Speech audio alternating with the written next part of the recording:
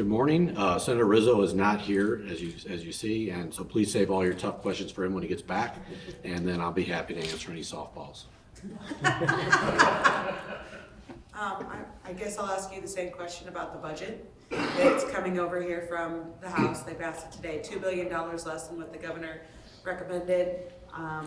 And the time frame, it sounds like even Senator Rowden thinks it's going to be tight. So your thoughts on the budget, where we stand with 5 weeks before it's got to be on the governor's desk?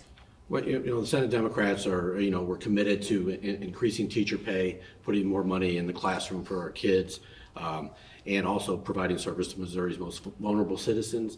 So those are the things that we're going to make as priorities. So some of those things were cut out in the House, teacher pay and some other things.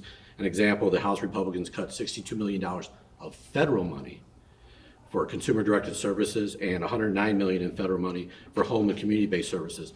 And those services go to our most vulnerable citizens in the state, our disabled veterans and elderly folks on fixed incomes, and those are things we would like to see put back in there. And again, we're talking about federal money cut from the budget, which is frustrating at best. So we'll do like I think we've done in the past. Is the Senate will probably present a budget that looks different than the House.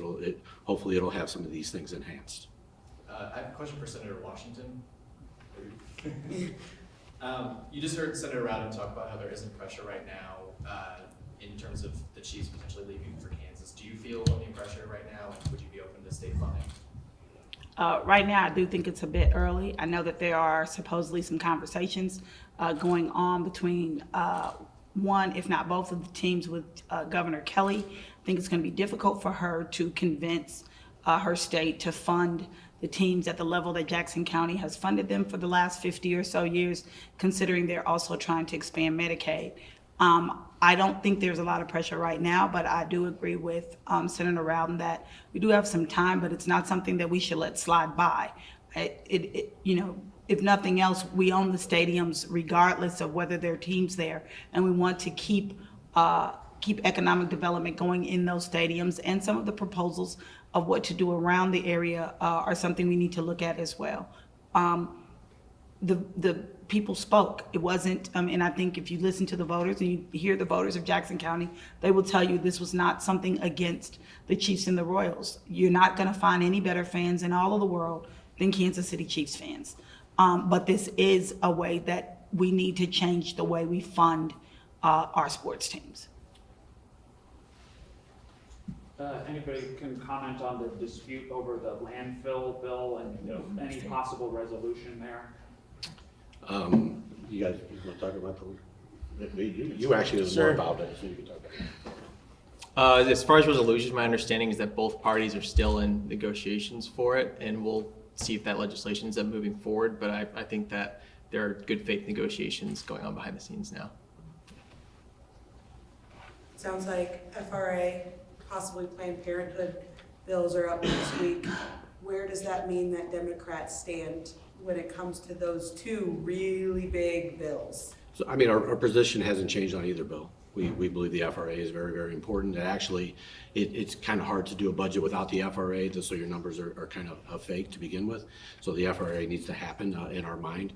Also, the Planned Parenthood bill, we're solidly, we see no reason. Republicans have been defunding Planned Parenthood forever in the budget. I don't know that there's any money that's gone there. But however, the voters are going to get a chance in the fall to actually be able to fund these things and bring back women's health care and things that have been defunded by the Republicans. They're going to have their chance in the fall to get these things for themselves. So we feel confident in that, but our position hasn't changed on Planned Parenthood as we speak. Do you have any response to 3 Republican senators being sued for defamation this week? I would like to, but I'm not going to. Look, I think we have social media and things get out of hand. You see social media all the time. I see it. I think there's a concern there sometimes. But I also believe that, we're privileged to have one of the biggest platforms in this state, and that's to be on the Senate floor and be able to have discussions and do things. So I'm not sure, doing social media in that aspect, trying to rile folks up is the best way to go about things. Okay.